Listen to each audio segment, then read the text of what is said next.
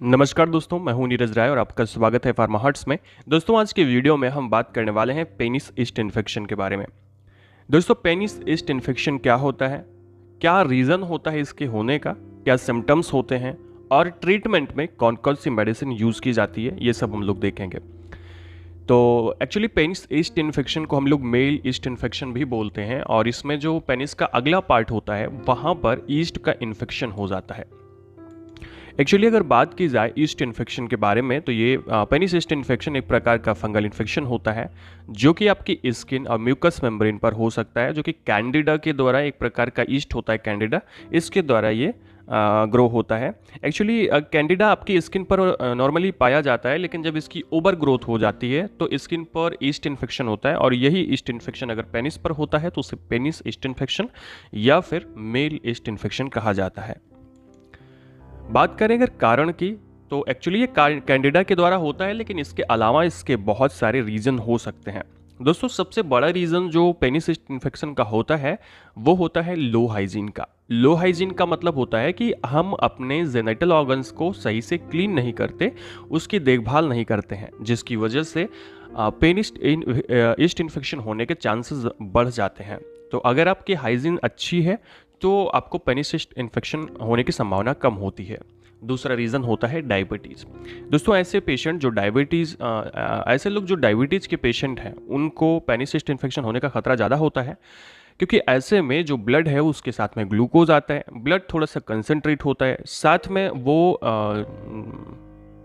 क्योंकि ब्लड के अंदर में जब ग्लूकोज होता है तो यूरिन के साथ में वो ग्लूकोज आता है डायबिटीज़ के अंदर, एंड जब यूरिन के साथ में आता है तो पेनिस के आसपास ग्लूकोज लग जाता है, यानी कि ग्लूकोज की मात्रा बढ़ जाती है। तो ईस्ट को बढ़िया से खाने पीने की कोई कमी नहीं होती है, तो आराम से वहाँ पे ग्रो कर लेते हैं। तो डायबिटिक पेशेंट को अपने जेनेटल ऑर्गन्स का खास करके ध्यान रखना चाहिए, नहीं तो ईस्ट इन्फेक्शन होने के चांसेस ज़्यादा होते हैं।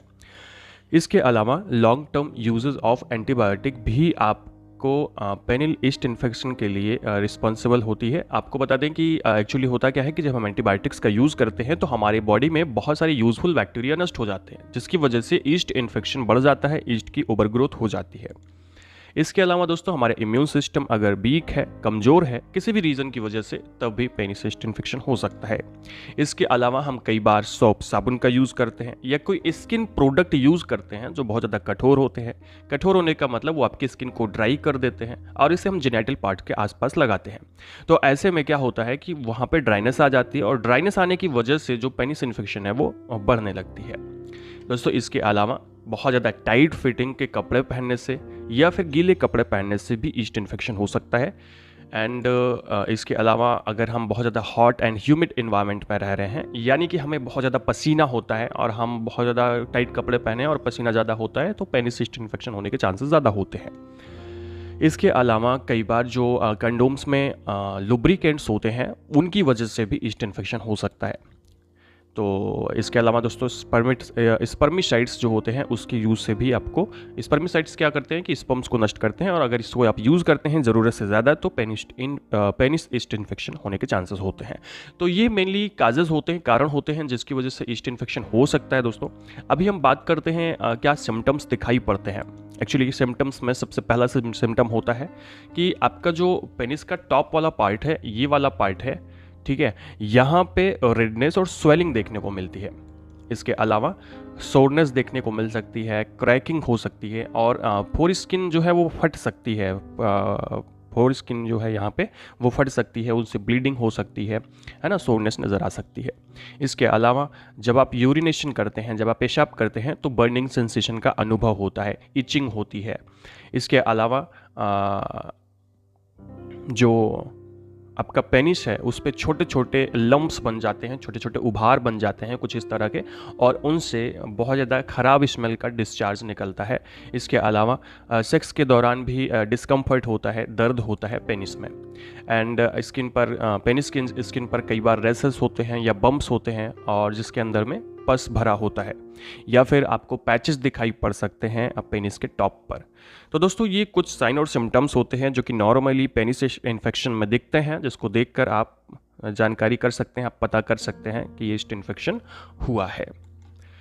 इसके अलावा लास्ट में मैं बात करूं कि ट्रीटमेंट में कौन कौन सी मेडिसिन का यूज़ करते हैं, तो सबसे पहले यहाँ पे हम लोग यूज़ करते हैं मेट्रोनिडाज़ोल एज एन एंटीबायोटिक आप कह सकते हैं। साथ में ये हेलमेंथ्स को ईस्ट को नष्ट करती है। तो मेट्रोनिडाज़ोल हम लोग लेते हैं 400 mg 7 डेज़ के लिए इसको दिया जाता है। BD दिया जाता है, यानी कि सुबह शाम आपको रोज़ लेना होता है।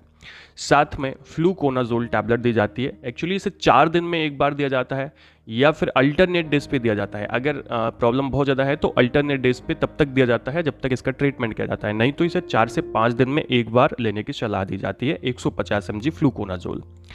इसके अलावा मिकोनाजोल क्रीम या फिर क्लोट्राइमाजोल क्रीम का यूज़ किया जाता है। ये आपको पेनिस इन्फेक्शन पर लगानी होती है।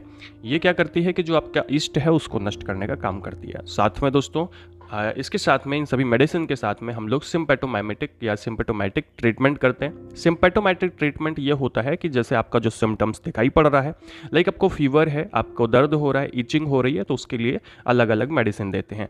जैसे कि आपको पैरासीटामॉल दे सकते हैं, अगर आपको बहुत ज़्यादा इचिंग हो रही है तो सिट्रिजिन दे सकते हैं। इस तरह की अलग अलग प्रकार की मेडिसिन जैसा भी पेशेंट में सिम्टम आ रहा है उस प्रकार से मेडिसिन दी जाती है।